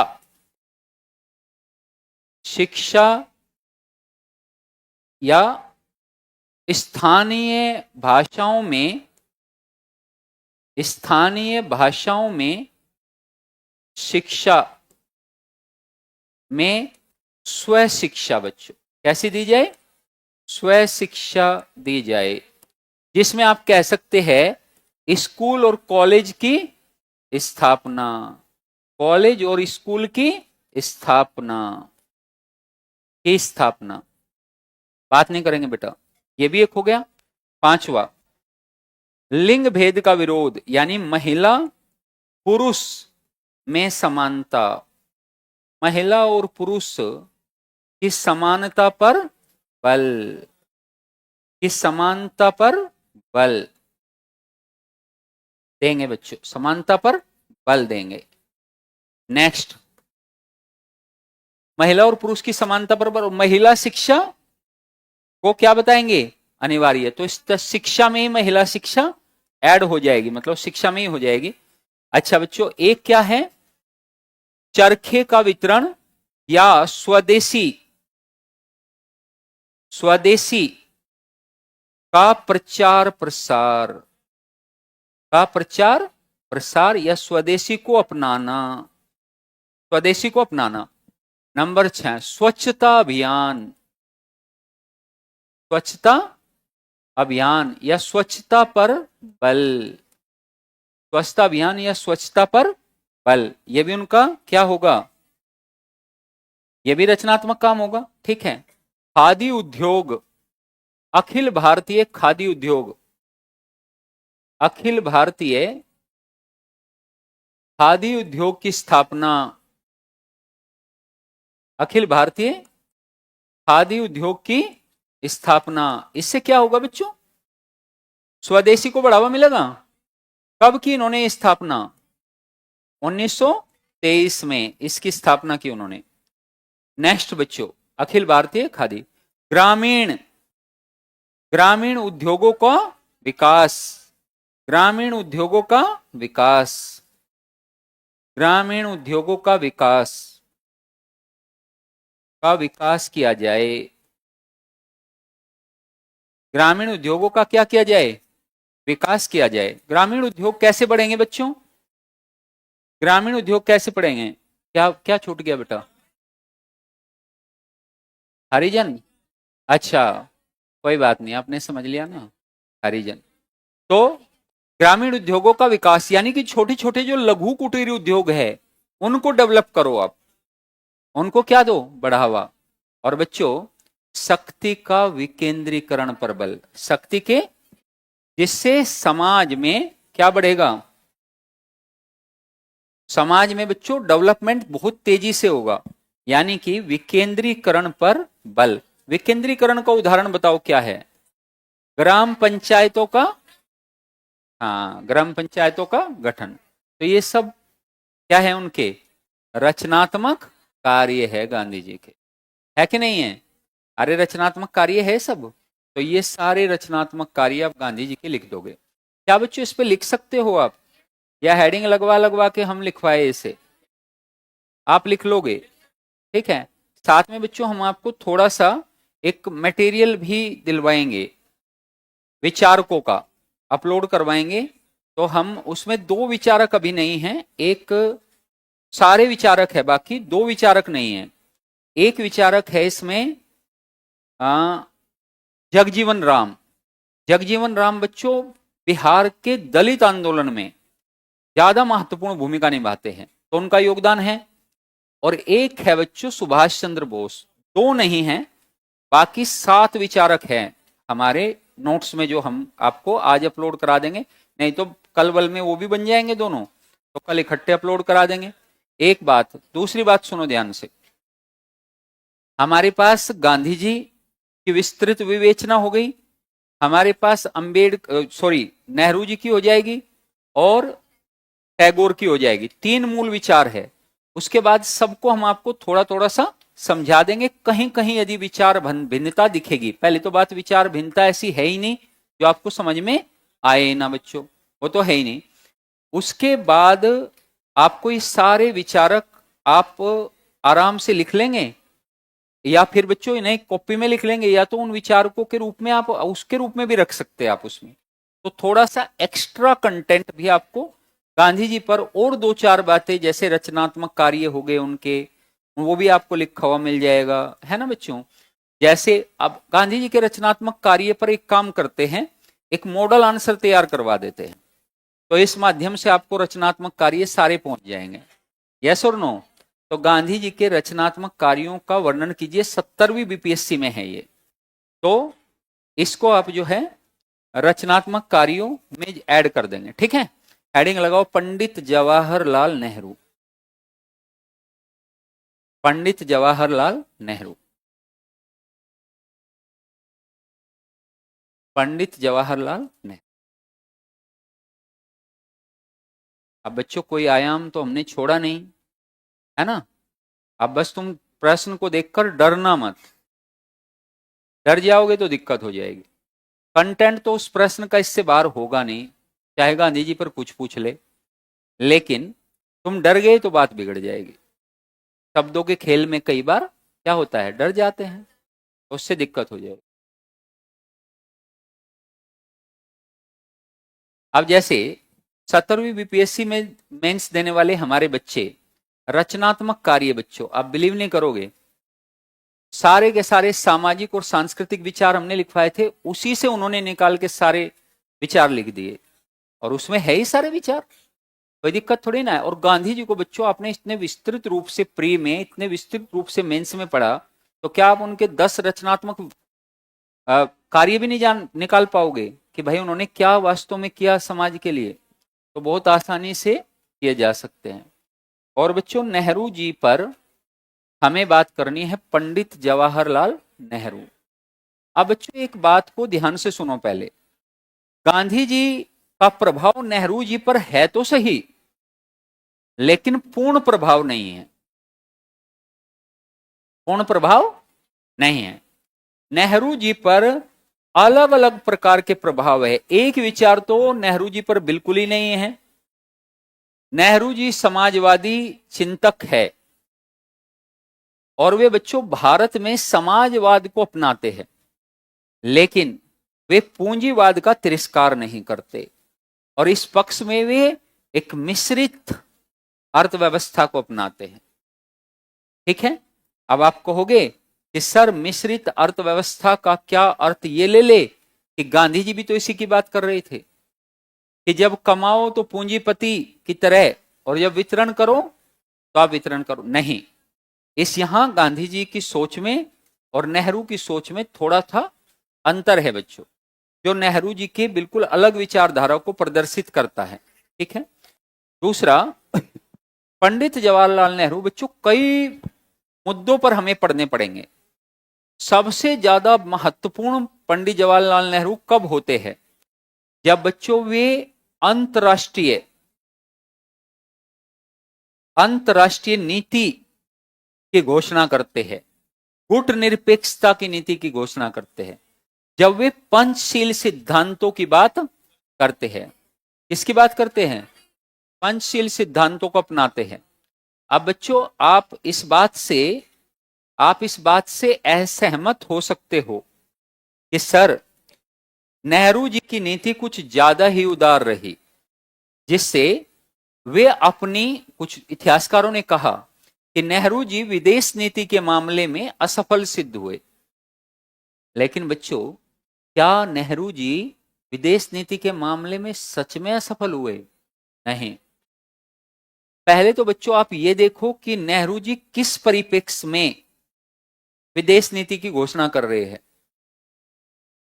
जब आप एक नए राष्ट्र के रूप में उदित हुए हो, और 1945 में पूरा विश्व 2 धड़ों में बटा हुआ है, एक है सोवियत यूनियन बच्चों, और एक है आपके पास यूएसए, यानी एक है समाजवादी और एक है पूंजीवादी।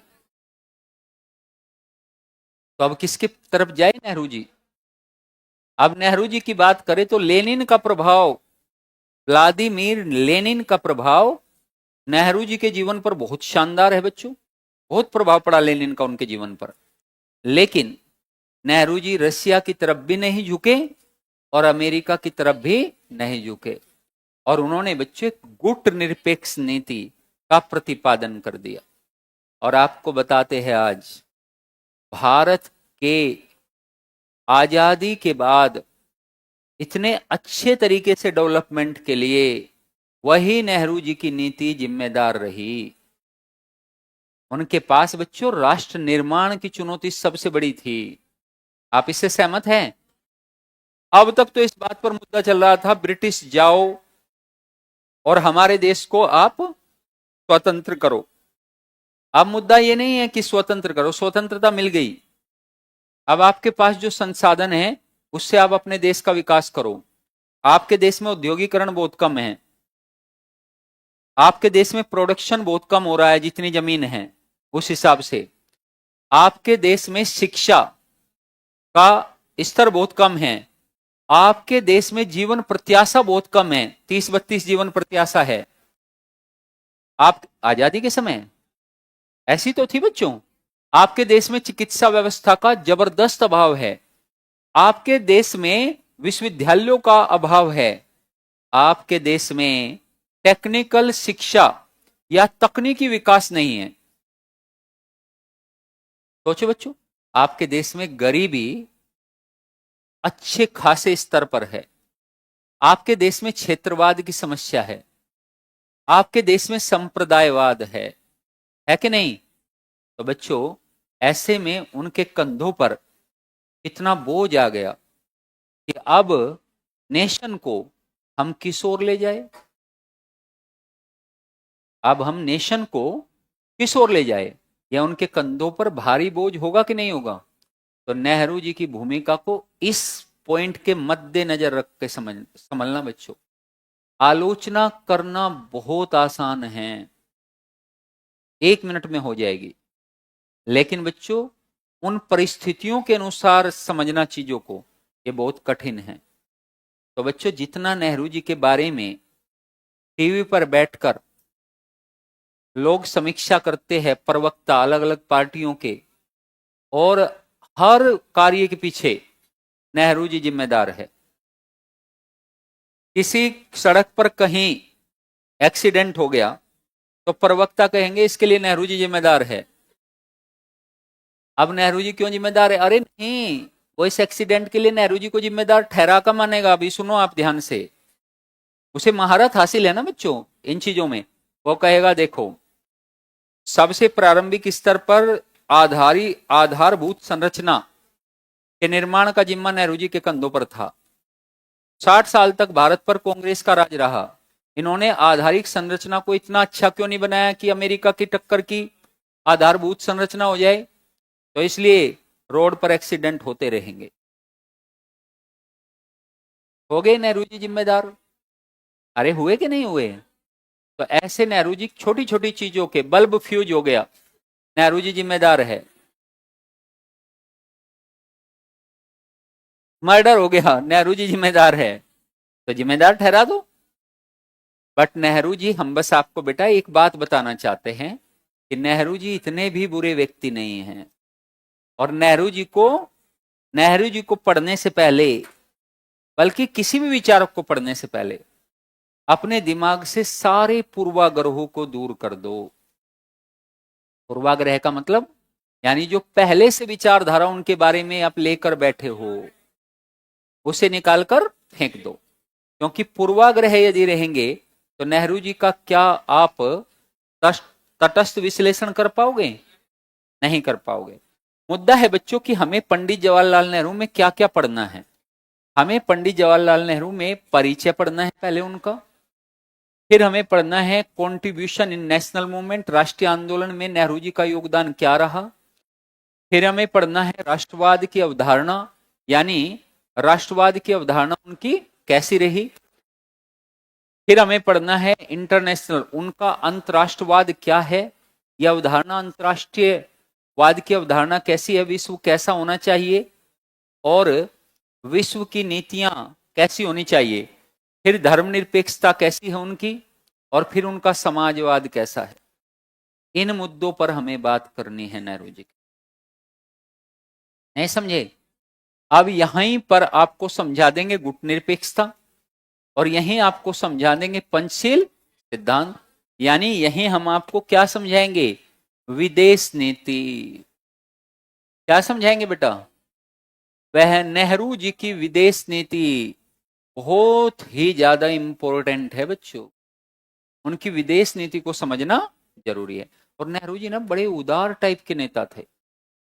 आप नेहरू जी वैसे नेता थे, अरे राष्ट्रीय आंदोलन से जितने भी नेता निकले बच्चों, चाहे वो जगजीवन राम हो, चाहे वो राम मनोहर लोहिया हो, चाहे वो जयप्रकाश नारायण हो, चाहे बच्चों जो आजादी के बाद भी जीवित रहे, चाहे वो सरदार वल्लभ भाई पटेल हो, चाहे वो नेहरू जी हो, ये पता है कैसे लोग थे बच्चों?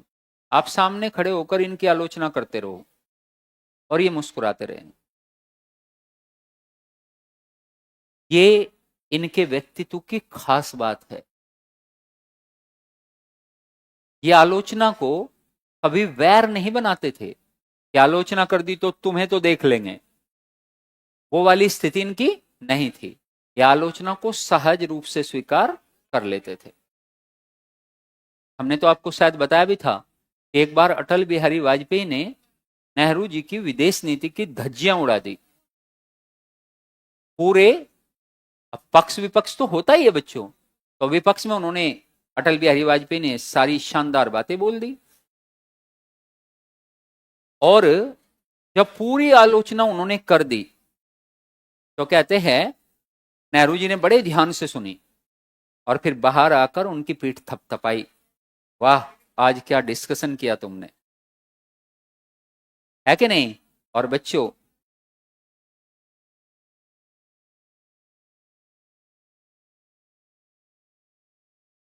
अब देखो आप, इतनी गहरी आलोचना सुनकर आने के बाद भी बाहर व्यक्ति आकर कह रहे हैं वाह क्या डिस्कशन किया तुमने आज, है ना। तुम में भविष्य में देश का नेतृत्व करने की क्षमता है, उन्होंने ये बात कही। और बच्चों, एक पार्टी में उन्होंने इस बात की घोषणा की, ये भारत के भविष्य के प्रधानमंत्री है। तो ऐसे नेता है। और हम आलोचना करते हैं नेहरू जी की, वे आपस में आलोचना नहीं करते। तो ये चीजें हैं। अटल बिहारी वाजपेयी ने भी इसका बदला चुकाया बच्चों, मतलब उन्होंने उदारता, वे भी बहुत उदार थे। अजात शत्रु कहे जाते हैं भारतीय राजनीति के अटल बिहारी वाजपेयी, अजात शत्रु।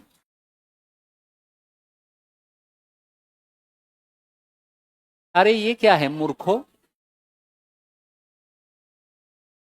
जब संसद भवन के परिसर में एक दिन नेहरू जी की प्रतिमा हटी मिली, तो बच्चों अटल बिहारी वाजपेयी ने पूछा कि नेहरू जी की प्रतिमा थी ये कहाँ गई भाई, पिक्चर यहां से। तो कहते हैं उन्होंने तुरंत प्रभाव से उसे वापस लगवाने का काम किया। तो ये क्या है, ये उदारता है। क्या है ये, उदारता है। और ये हमारी उदारता है कि इन मूर्खों को माफ कर देंगे। तो लिखो पहले क्या क्या पढ़ना है, इनके पाठ्यक्रम को एक बार सुव्यवस्थित तरीके से लिखो। लिख लिए, अच्छा ठीक है। लिखो तो अगला पॉइंट, हेडिंग लगाओ इंट्रोडक्शन।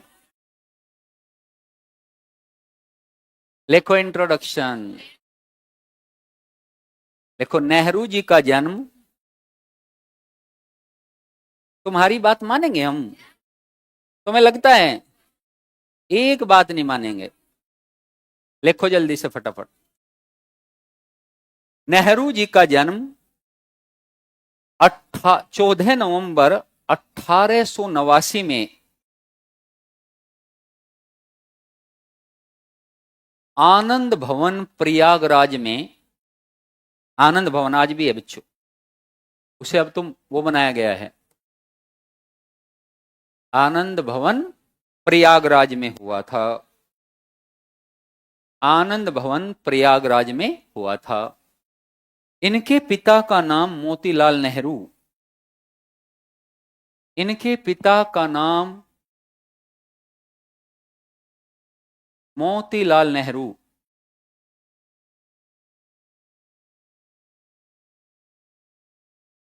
मोतीलाल नेहरू था। और इनकी मां या इनकी माता जी का नाम स्वरूप रानी नेहरू, स्वरूप रानी नेहरू, भाई ऐसे नाम हो जाते हैं, स्वरूप रानी नेहरू था। इनकी पत्नी कमला नेहरू, पहले तो ऐसे नाम होते थे कमला बिमला, है कि नहीं। इनकी पत्नी कमला नेहरू थी। कौन थी, कमला नेहरू थी। जवाहरलाल नेहरू एक संभ्रांत परिवार से संबंध रखते थे, बहुत अमीर थे बच्चों। जवाहरलाल नेहरू एक संभ्रांत परिवार से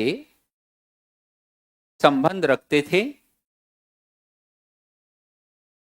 परिवार से संबंध रखते थे।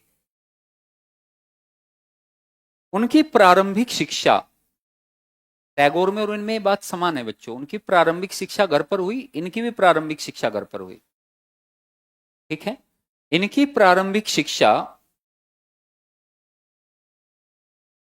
घर पर ही रहकर हुई। 1905 में, नेक्स्ट पॉइंट, 1905 में नेहरू, मतलब जवाहरलाल नेहरू, 1905 में नेहरू जी लंदन के हैरो स्कूल में, लंदन के हैरो स्कूल में शिक्षा प्राप्त करने गए। बच्चों लंदन में एक स्कूल था हैरो, उसमें इनकी प्रारंभिक शिक्षा हुई, यानी कि जो प्राइमरी के बाद की जो शिक्षा होती है, कॉलेज में जाने से पहले की शिक्षा हुई। और वहीं से 1907 में, मतलब 11-12 टाइप की शिक्षा लेने के बाद ये कहां चले गए, कैम्ब्रिज। तो लिखिए 1907 में नेहरू जी ने 1907 में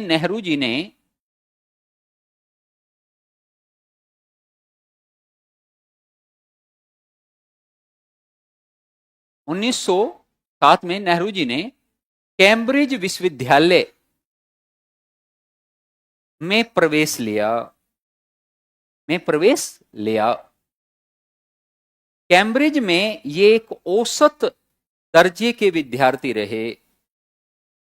कोई भी महान व्यक्ति बच्चों बहुत पढ़ाकू टाइप का नहीं मिलेगा, मतलब कुछ मिल जाएंगे, है ना, बाकी साधारण ही मिलेंगे। तो इसलिए आप भी, ऑनलाइन वाले बच्चे कई बार पूछ लेते हैं कि सर क्या साधारण जीवन से व्यक्ति बड़े नहीं हो सकते? तो साधारण जीवन से ही व्यक्ति बड़े होते हैं, होते कि नहीं? हमारे पास ऐसे उदाहरण भरे पड़े हैं, है कि नहीं बच्चों, जो साधारण जीवन को अपनाकर क्या बने, महान बने।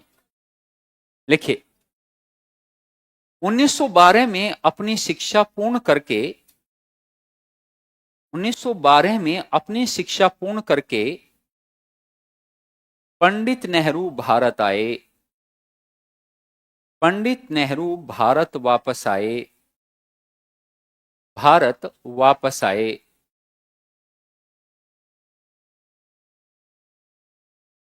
और 1919-20 में इन्होंने भारतीय राजनीति 1919-20 में इन्होंने भारतीय राजनीति में सक्रिय भागीदारी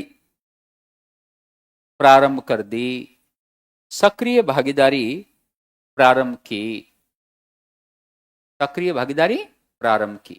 तो प्यारे बच्चों, ये नेहरू जी का क्या है, परिचय। नेहरू जी की लिखी हुई पुस्तकें कौन कौन सी है? जैसे बच्चों उन्होंने किताब लिखी invention of India, discovery of India, यानी भारत की खोज। The story of civilisation, Hindustan की कहानी, सभ्यता की कहानी।